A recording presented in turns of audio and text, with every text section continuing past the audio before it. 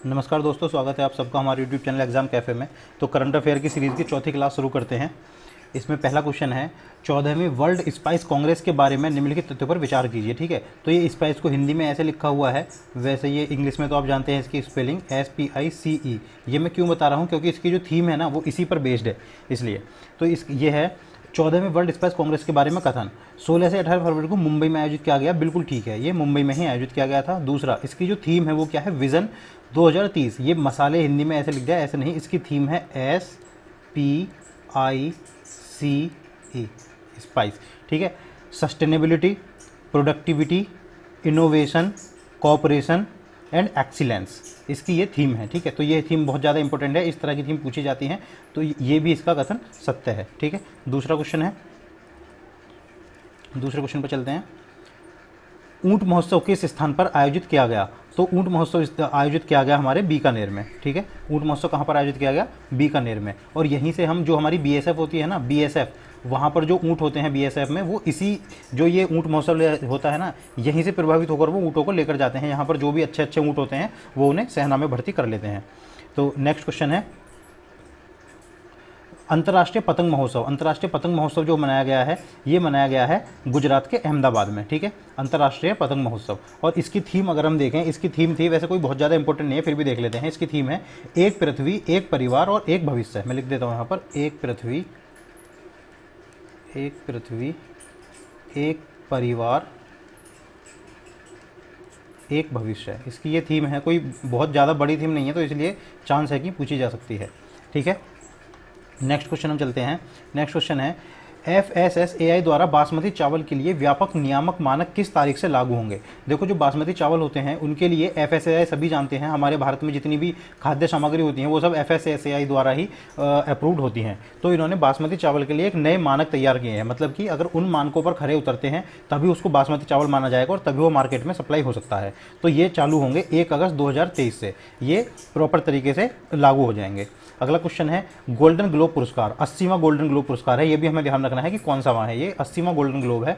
तो इसमें दो चीज़ें हैं, एक तो जो सर्वश्रेष्ठ फिल्म का जो पुरस्कार दिया गया है वो दिया गया है द फेबल्समैन। ये एक मूवी का नाम है, द फेबल्समैन। इंग्लिश में इसको लिखेंगे, इंग्लिश की PDF भी मिल जाएगी आपको। ठीक है, द फेबलमैन्स। ठीक है, और नाटू नाटू, ये तो सभी जानते हैं, RRR फिल्म, साउथ की मूवी है RRR, उस मूवी का गाना है नाटू नाटू। उसी को सर्वश्रेष्ठ मूल गीत या मौलिक गीत, मूल कह दो चाहे मौलिक कह दो, एक ही बात है। ठीक है, मौलिक गीत का पुरस्कार भी इसको मिला है। तो ये भी दोनों कथन सत्य हैं। नेक्स्ट क्वेश्चन है, भाजपा नेता केसरीनाथ त्रिपाठी के बारे में ये कथन है। पहला कथन है कि 2014 से लेकर 19 की अवधि के लिए पश्चिम बंगाल के राज्यपाल रहे। बिल्कुल ठीक बात है, जो ये भाजपा के नेता थे, ये हमें याद रखना है। क्वेश्चन इस तरह से पूछा जाएगा कि केसरीनाथ त्रिपाठी का हाल ही में निधन हो गया, वे कौन थे? सीधा सीधा का सिंपल क्वेश्चन पूछा जाएगा, तो हमें सीधा बताना है कि वो एक भाजपा के नेता थे। भाजपा वही जो अभी रूलिंग पार्टी है। और अगर थोड़ा सा अंदर जाकर डेप्थ में क्वेश्चन पूछना हो तो इस तरह पूछ सकते हैं कि एक तो याद रखना है हमको कि बंगाल के राज्यपाल रहे थे 2014 से 2019 के लिए। ठीक है, और यूपी में विधानसभा के पूर्व अध्यक्ष भी रहे थे वो। ठीक है, यूपी में विधानसभा के अध्यक्ष भी रह चुके थे वो। नेक्स्ट क्वेश्चन, जय Hind the new light and sound show, ये किसने और कहाँ मनाया गया है? ठीक है, ये शुरू किया है, देखो ये शुरू क्यों किया है, ये शुरू किया गया है कि जो हमारे 17वीं शताब्दी से लेकर आज तक के जितनी भी हमारी वीर गाथाएं हैं भारत की, उनको दर्शाने के लिए शुरू किया गया है। ये किसने किया है? ये आर्कोलॉजिकल सर्वे ऑफ इंडिया ने किया है, ASI, ये दिल्ली में किया है archaeological survey of India, ASI ने। ठीक है, नेक्स्ट क्वेश्चन है, किस देश ने 2023 में UNSC में गैर स्थायी सदस्यों के रूप में कार्यभार संभाला है? किस देशों ने, किन देशों ने आएगा ये, किन देशों, मतलब क्योंकि एक ने नहीं कई देशों ने लिया है। इससे पहले भारत था, भारत को और भी कई देश थे, उनको रिप्लेस किया है। तो ये जो मैंने लिखे हैं यहाँ पर, ये सभी हैं, जापान, इक्वाडोर, मोजाम्बिक, माल्टा और स्विट्जरलैंड। क्वेश्चन इस तरह से पूछा जाएगा कि निम्न में से कौन सा नहीं है जो अभी उसमें यूनाइटेड नेशंस सिक्योरिटी काउंसिल में गैर स्थायी मेंबर के रूप में आया है। आप जानते हैं इसमें स्थायी मेंबर होते हैं 5, वो 5 मेंबर कौन कौन से हैं? US है, UK है, रशिया है, फ्रांस और एक है आपका चाइना। ठीक है, भारत भी इसका प्रबल दावेदार है, लेकिन भारत अभी परमानेंट मेंबर नहीं है। तो ये जो परमानेंट मेंबर होते हैं इनके पास वीटो पावर होती है, ये बात सभी जानते होंगे। उसके अलावा जो 10 होते हैं वो अस्थायी मेंबर होते हैं, 10 मेंबर अस्थायी होते हैं जो सिर्फ 2 साल के लिए बनते हैं। ठीक है, तो वही ये अभी इसमें शामिल किए गए हैं अस्थायी मेंबर के तौर पर। अगला क्वेश्चन है, विश्व हिंदी दिवस किस वर्ष मनाए जाने की घोषणा की गई थी विश्व स्तर पर? मेन बात है यहाँ पर विश्व स्तर पर, यह की गई थी 2006 में। लेकिन अगर हम देखें कि विश्व हिंदी दिवस पहली बार कब मनाया गया था, तो वो मनाया गया था 1975 में। कहाँ पर? नागपुर में।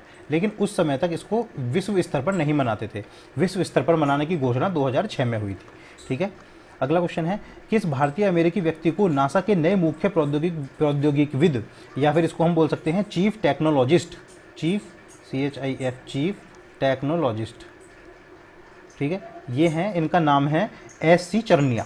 ठीक है, AC चरनिया इनका नाम है। ठीक है, इनको अभी हम यहाँ पर जो नासा में मुख्य प्रौद्योगिकीविद मतलब कि चीफ टेक्नोलॉजिस्ट के रूप में अपॉइंट किया गया है। तपन सैकिया आप जानते हैं, तपन सैकिया कौन थे? जिन्हें अभी अभी असम का सर्वोच्च नागरिक पुरस्कार मिला है। ठीक है, नेक्स्ट क्वेश्चन है, राष्ट्रीय पिछड़ा वर्ग आयोग के अध्यक्ष के रूप में किसे नियुक्त किया गया? ये तो बहुत ज़्यादा इंपॉर्टेंट क्वेश्चन है, ये बहुत ही ज़्यादा इंपॉर्टेंट क्वेश्चन है, इसके बारे में हम थोड़ी सी बात भी करेंगे। तो ये हैं हंसराज गंगाराम अहीर, इनको अभी अभी इसका राष्ट्रीय पिछड़ा वर्ग आयोग के अध्यक्ष के रूप में नियुक्त किया गया है। अब देखिए, जो राष्ट्रीय पिछड़ा वर्ग आयोग है, ये पहले एक स्टैट्यूटरी बॉडी था, मतलब कि ये कॉन्स्टिट्यूशनल नहीं था। लेकिन 2018 में 102वें कॉन्स्टिट्यूशनल अमेंडमेंट एक्ट के तहत इसको एक कॉन्स्टिट्यूशनल बॉडी बना दिया गया। किस आर्टिकल में? अब आप जानते हैं कि अगर कॉन्स्टिट्यूशनल बॉडी है तो उसका एक आर्टिकल जरूर होगा। अब ये बात आप जानते होंगे कि जो संविधान में जिनका एक आर्टिकल होता है, जिन्हें एक आर्टिकल के माध्यम से प्रॉपर तरीके से दिखाया गया होता है, वो कॉन्स्टिट्यूशनल बॉडी होती हैं, और जिनका कोई आर्टिकल नहीं होता है वो स्टैट्यूटरी बॉडी होती हैं। ठीक है, तो इसका जो आर्टिकल है वो 338A है। ठीक है, सॉरी 338B है इसका आर्टिकल। नेक्स्ट क्वेश्चन हम चलते हैं, विश्व मृदा दिवस कब मनाया जाता है? तो ये तो एक स्टैटिक जीके का क्वेश्चन है, ये 5 दिसंबर को विश्व मृदा दिवस मनाया जाता है। अगला क्वेश्चन है, G20 शेरपा बैठक किस शहर में आयोजित की जा रही है? ये की जा रही है उदयपुर में। ठीक है, आप जानते हैं कि G20 का जो होस्ट कर रहा है इस बार वो इंडिया कर रहा है। 2023 में G20 की सारी बैठकें इंडिया में होंगी। इसमें बहुत सारी मीटिंग्स होती हैं, अलग अलग होती हैं, जैसे कि राष्ट्र अध्यक्ष की मीटिंग होती है, जो फॉरेन मिनिस्टर्स होते हैं उनकी मीटिंग होती है। तो इसमें जो शेरपाओं की बैठक है, ठीक है, वो कहाँ पर हुई है? उदयपुर में। ठीक है, और ये भारत की तरफ से G20 के शेरपा कौन है? वो है अमिताभ कांत, ये भी हमें याद रखना है।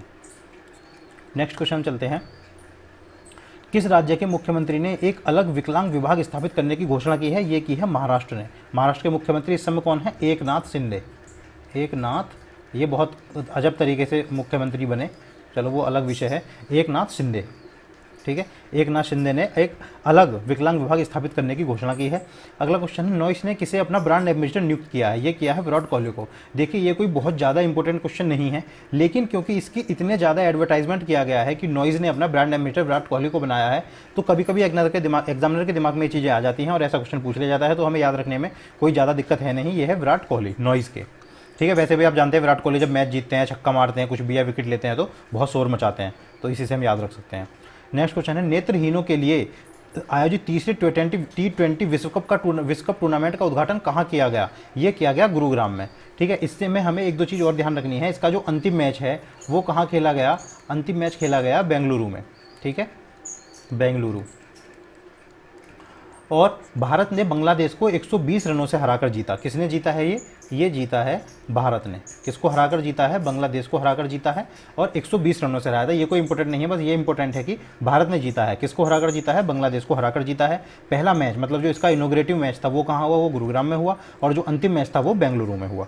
ठीक है, नेक्स्ट क्वेश्चन है, किस IIT ने समुद्र की लहरों से बिजली उत्पन्न करने के लिए ओशन वेव एनर्जी कन्वर्टर विकसित किया है? ठीक है, ओशन वेव ये किया है IIT मद्रास ने। ठीक है, IIT मद्रास ने कमाल किया है कि जो समुद्र की लहरें होती हैं उनसे ये बिजली बनाएंगे। इन्होंने ये ऐसा इनोवेशन किया है।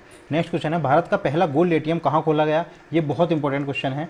हैदराबाद से जो भी चीज़ होती है वो ज़्यादातर इंपॉर्टेंट होती है। आपने देखा होगा UPSC में भी हैदराबाद जब वो ट्री सिटी घोषित हुआ था तो वहाँ भी डायरेक्ट क्वेश्चन आया था। ठीक है, तो ये है हैदराबाद। ठीक है, पहला गोल्ड ATM कहाँ खोला गया है? हैदराबाद में खोला गया है। 2022 में $100 बिलियन का प्रेषण प्राप्त करने वाला पहला देश कौन बना है? ये बना है भारत। अब प्रेषण प्राप्त करने वाला मतलब क्या होता है कि जैसे भारत के लोग बाहर देशों में रहते हैं, कोई USA में रह रहा है, कोई दुबई में रह रहा है, अलग अलग देशों में रहते हैं, तो वहाँ से जो वो वहाँ की मुद्रा को भारत में भेजते हैं उसको हम कहते हैं प्रेषण प्राप्त करना। तो $100 बिलियन, पहले बार कोई ऐसा देश बना है जिसने $100 बिलियन का प्रेषण प्राप्त किया है, वो है भारत। नेक्स्ट क्वेश्चन है, किस मेट्रो रेल ने डबल डेकर वायडक्ट मेट्रो होने का गिनीज वर्ल्ड रिकॉर्ड बनाया है? और ये वर्ल्ड रिकॉर्ड क्या है कि 3.5 किलोमीटर लंबा डबल डेकर बनाया है इन्होंने, 3.5 किलोमीटर। ये है नागपुर मेट्रो। इसमें स्टेशन का नाम नहीं पूछा जाएगा, इसलिए हम सिर्फ याद रखेंगे कि नागपुर मेट्रो है जिसने गिनीज वर्ल्ड रिकॉर्ड बनाया है 3.5 किलोमीटर लंबे डबल डेकर वायडक्ट बनाने का। डबल डेकर आप जानते हैं क्या होता है? डबल डेकर होता है कि मान लो यहाँ पर कोई पहले नीचे ग्राउंड पर कुछ चल रहा है, फिर उसके ऊपर एक और कोई ट्रेन चल रही है, फिर उसके ऊपर एक और चीज़ चल रही है, उसे बोलते हैं डबल डेकर। मतलब ग्राउंड से 2 फ्लोर ऊपर चीज़ें चल रही हैं, ठीक है, ट्रांसपोर्टेशन हो रहा है। भारत की नौसेना और किस देश के बीच संगम अभ्यास सभी जानते होंगे भारत और अमेरिका के बीच होता है। हमें ध्यान रखना है कि कहाँ संपन्न हुआ है, ये गोवा में हुआ है, ठीक है, गोवा में। और किस किस के बीच हुआ है? भारत और अमेरिका की सेनाओं के बीच हुआ है संगम अभ्यास। अगला क्वेश्चन है, 12वें विश्व हिंदी सम्मेलन का आयोजन कहाँ किया जा रहा है? ये किया जा रहा है फिजी में। ये ऐसा पहला पैसिफिक कंट्री है जहाँ पर विश्व हिंदी सम्मेलन किया जा रहा है। और ये मैंने अभी पीछे ही क्वेश्चन में बताया था कि 2006 में पहली बार ये घोषणा हुई थी कि इसे विश्व हिंदी दिवस को हम विश्व स्तर पर मनाएंगे। ये 8 दिसंबर नहीं होगा, यहाँ पर 8 से 10 दिसंबर के बीच मनाया गया था, तो हम इसे 10 दिसंबर लिख सकते हैं, या फिर इसको काट दो, इससे कोई मतलब नहीं है। हमें ध्यान रखना है कि जो वर्ल्ड हिंदी दिवस है वो कब मनाया जाता है? 10 दिसंबर को मनाया जाता है। अगला क्वेश्चन है, कौन सा देश अंतर्राष्ट्रीय श्रम संगठन की एशिया और प्रशांत क्षेत्रीय बैठक का मेजबान है? तो ये है सिंगापुर, ठीक है। अंतर्राष्ट्रीय श्रम संगठन आप सभी जानते हैं 1 मई को होता है लेबर डे, ठीक है, ये भी हम यहाँ पर रिवाइज कर लेते हैं। और अंतर्राष्ट्रीय श्रम संगठन की एशिया और प्रशांत क्षेत्रीय बैठक का मेजबान है सिंगापुर। लास्ट क्वेश्चन है, किस स्थान पर अनुराग ठाकुर ने भारत के पहले ड्रोन कौशल शिखर सम्मेलन, ये भारत का पहला ड्रोन कौशल शिखर सम्मेलन है। आप देख रहे हैं ज़्यादातर क्वेश्चन ड्रोन से आ रहे हैं और बहुत एग्जाम में पूछे भी जा रहे हैं, क्योंकि ड्रोन की टेक्नोलॉजी पर बहुत ज़्यादा फोकस किया जा रहा है इंडिया में। इस वक्त इंडिया भी बहुत पीछे है ड्रोन टेक्नोलॉजी में। ये किया गया है चेन्नई में, ठीक है। तो दोस्तों ये 24 क्वेश्चन थे। अब इसका अगला पार्ट फिर से आएगा, इन्हीं को हम तब तक रिवाइज करेंगे। इसकी PDF आपको हमारे टेलीग्राम ग्रुप में मिल जाएगी। टेलीग्राम ग्रुप का लिंक आपको डिस्क्रिप्शन में मिल जाएगा इसी वीडियो के। थैंक यू दोस्तों, धन्यवाद।